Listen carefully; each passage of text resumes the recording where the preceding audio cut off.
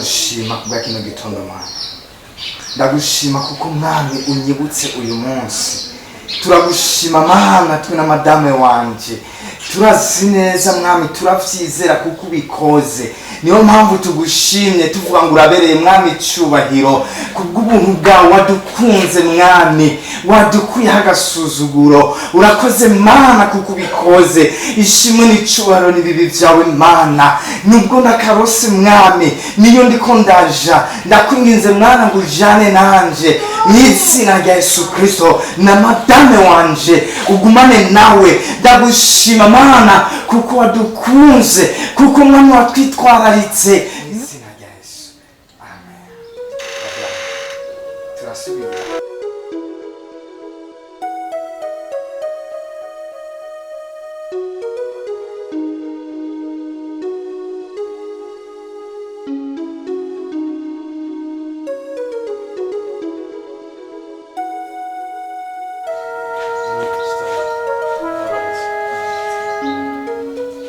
Rero wa mugabo Eric sabye kikinzanye ngano ugira ngo nikindi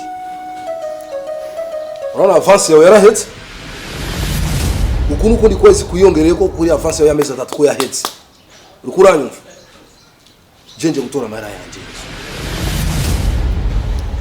bose. Ndabyumva cyane kandi waranyihanganiye kandi, ariko ushobora kumbabarira kubera ko ari akazi narindose.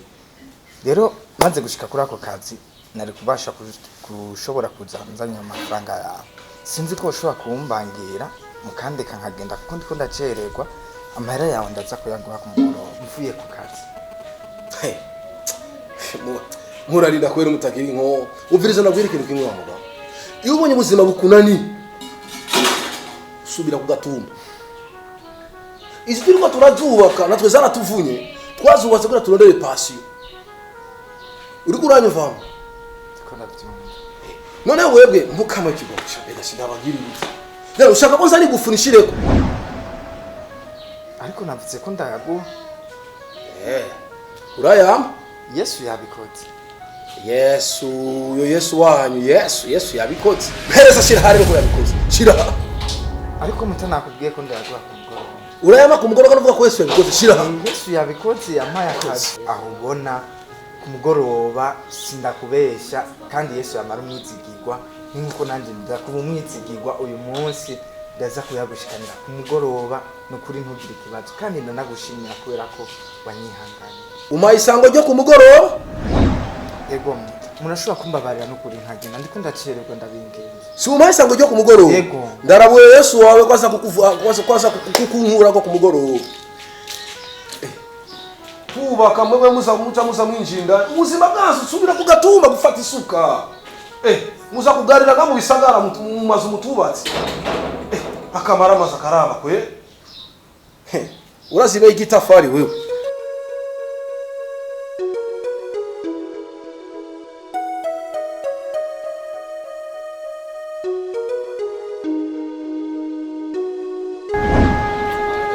Narindi ko ndaza.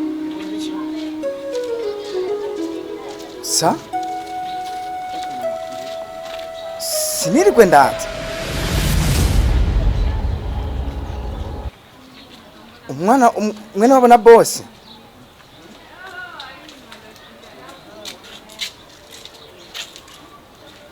Ubu rero ntakazi nkironse.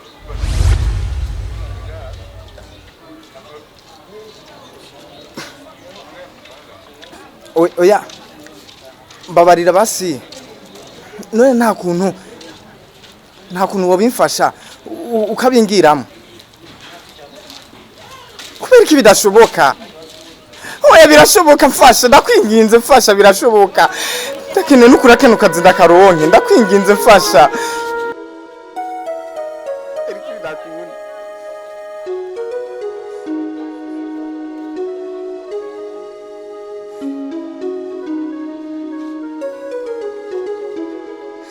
Neka mana. Kana kazi kariko nari niteze n'ukuri. Uragenda gute? Usiko naenda mubwiye ko naenda mubwiye ko ndamuhamara ku mugoroba. Biraza kugenda gute? none mana kubera iki bino bintu bikuba bimbako ndagusenga buri munsi mu masengesho ariko ubuzima buguma bwanga nari nzi ngo ngiye kubona akazi none ndakabutse mana kubera iki ngiye kubaho gute udaturukira imbere y'ujya mugabo ndamubwira ngiye kumwizeza yuko akazi nakaronse ahantu nziziki bana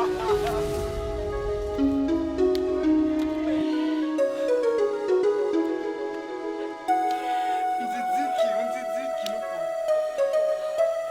basibwira niba ari byarakoze basinihana none ikintu cy'umwora amasengesho yanjye ntuyumva bana ntuyumva none ntuyumva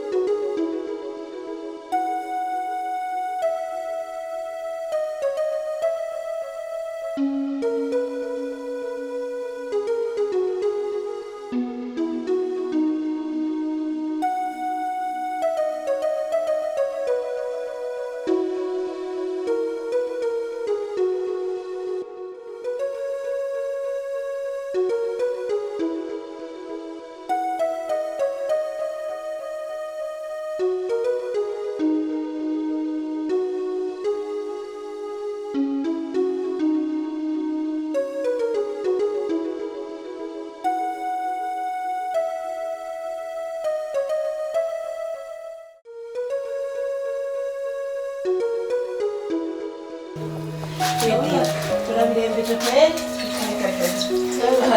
zanturiye kubera gucuragura indaganda zitinya pe ubu turagiye muri salo kandi ndashaka kuraba gukora amakuru yari yacitse wari wanamesesha kandi cyangwa turabishyira oya kukibazo wowe ndashaka kurabona none ndaza kesi sijeyo ndambera amaso neza so wewe fashaje na turazina wewe uko usaba micho gusa merci beaucoup anyubire ko turanga basi ndero gutsira na nuko hose ndakora biri gutoka ndakora ka uratsinwa basi ni wewe amariko bana pamoja pano bana tuyaje ndakuye tuweza kujiki ujya ari kintu namaze gufata umwanya nkagendereza kenshi kugira asanga ari cyo kubera kugira iyo urugo umugore n'umugabo babanye bumvikana bakayaga muri byose nk'umushinga ukora cy'umugore n'umugore ntari cy'umugabo bagasenga ni ukuri imana nasanze urwo rugo rugira amahoro rukagira iterambere hakabaho urumva sinzi ukuntu kugira kugira jewe ibyo bintu turama no kuraba nanjye nkazabikorera dina kakashaka umwete ariko wowe kiri kintu babayeho kuraba imbere nagucira gakeya harya benshi n'uburyayi hanze ngo ntabwo baratwenga barakina baragira ikingo n'urukundo ego kwezi so amakuru visi mbona iyo mu rugo hagira hamaze gutangura kugira uwucamwo uwundi nimba ari umugabo canke umugore agatangura kuja hanze arenga ibintu musherani n'ukuri aho akajembegetse kaba kinjiye none si kumwe ko kari kihametse kuko biharira umenga uzinzi numva amakuru hewe hajya kwariye ujya mugore uravyumva ahembera yari kadahari acazananye n'urupangu sa hagiye amaya muriye tarashokanye n'urupangu agacaza aramujya ngo niko soso ngana umvise dina sindahita kucira mu soso jewe barankunda ibintu tugenda turiko turahuza twumvikane sivyo ivyo nje gushaka kuncanganya kandi ndiko ndavuga jewe icyo utazi tega amatwi ndakubwiye uravyumva unyumvirize neza uko gutwaza uravyumva ndako tukubwira tajanye n'urupangu yaramumaze mu kairiki uravyumva hajya baheranya amahera y'inzoga nakubwiye ubona akazeri afise none ubona babasora kubera iki amurya sahewe ndimajana ndiko ndavuga hajya babaye baho uvuga muri bizi ndabikubwiye hajya hiyo munsi gisuma ni 40 werindi none nakubaza ikimenyetso cy'aba soso bamusaje bakoza uko numva me ubwenge kugira buyaje ndakubaza ikintu none ujya mugore wa Eric arasenga neza ubona ko nyine byo mana n'ujya mugore ngo arasenga ni katamani kigwaje mu kugaramira abagabo no wa mbere hego ko soso reka kubesha soso Eric n'umugore wiwe hewe mu misa babambere umugore wakubura muri eglise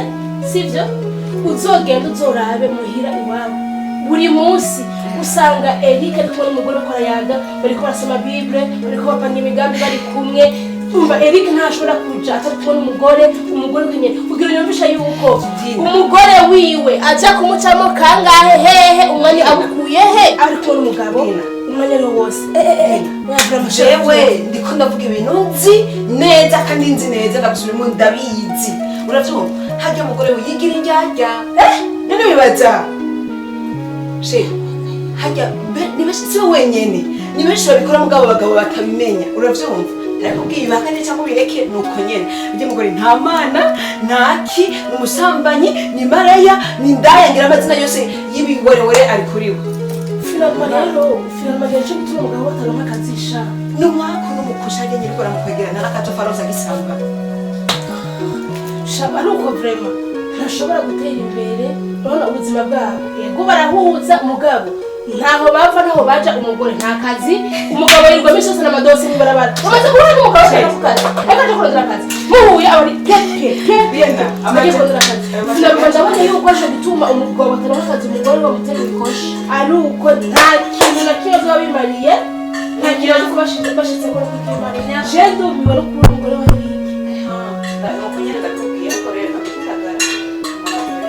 kuko nta rugo na rumwe baravuga ko noshingira intare ushikira ubari hebo tumiwe nyerekereze no mwanje nigire muri sante naringiye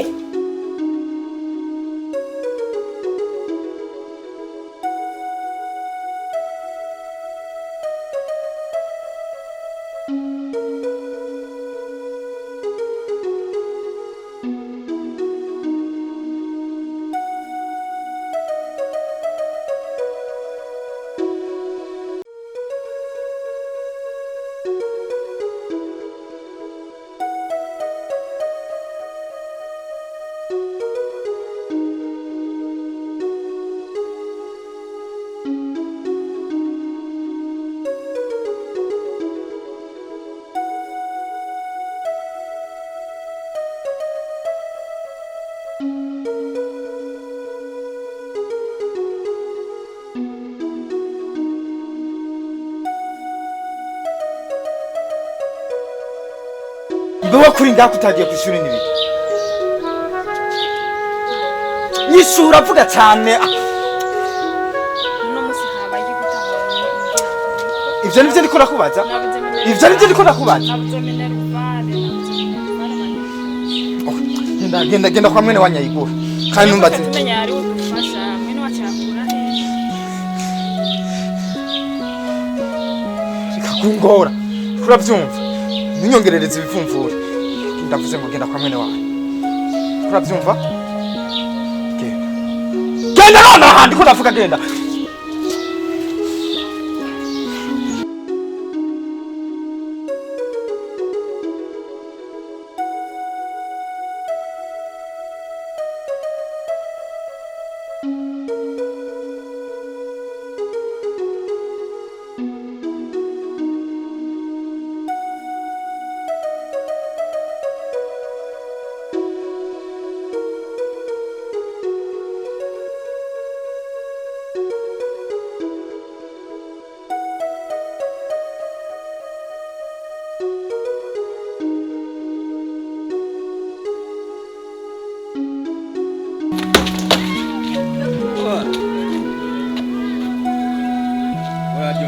Aje maneno. Wiki wewe. Sasa iseja mangu. Bila kwanza iseja mangu. Wanatembea kama vile iseja mangu umelewa nini umepiga kile kitu au umepiga ile ndumu. Unataka nini? Ngoja. Anaonekana kama vile sasa jamaa wangu na stress. Sikia. Sema kama vipi nikupeleke kitaa. Unaona? Ukifika pale kitaa gonga nini? Ukipiga pafu 2 tu. Sikiliza ndugu yangu. Mbona hapo naongea Kiswahili? Sasa ndugu yangu, nakuomba nisamehe. Nipishe niende zangu. Juu hapa. Kuna masiasa za Ola Jombi, sikia nikwambie, sikia nikupange basi. Sikia. Nikupeleke kitaa basi pale. Ukifika pale kitaa, nikupe shisha moja. Unaona? Ukipiga pafu 2 tu. Lazima akili yako ikae poa sasa. Umeona? Ukipiga yani 2 tu. Lazima akili yako ikae sawa. Maana kuona ise, aoni mamilo amenasababisha mambo hayako sawa ise jamaa. Vipi? Kuna mazagara nyumbani. Nimekwambia nisamehe. Nipishe nipite. Niambie basi kama kuna stress pale skani kwako, kama ni mamilo basi tuyaweke sawa. Nikupeleke kitaa mwanangu. Au unaonaje? Urashobora kumbisa nkataha. Ninyongereze stress muri jewe. Ona ushauri wangu hauna maana au sio jomba wangu? Hapo kidogo uvute meno. Viritsa. Ivyo bigambo vyawe bitagira umutwe n'amaguru. Sinkeneye kuvyumva muri kano kanya mbisa nitahira.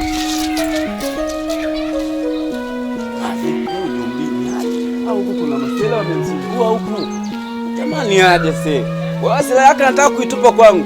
Jamani juu ningemuua mwanangu mimi anijui mimi ni msala kitaa huyu. Ningempa moja tu. Au vipi? Kuna masela wamenzingua huyu. Hao jamaa amekukulia simu. Ningeangalia hapa ningekuta hata 200 au kufuta shisha.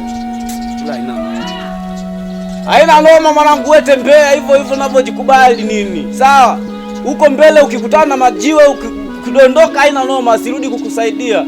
Ona unavyoyumba, ona.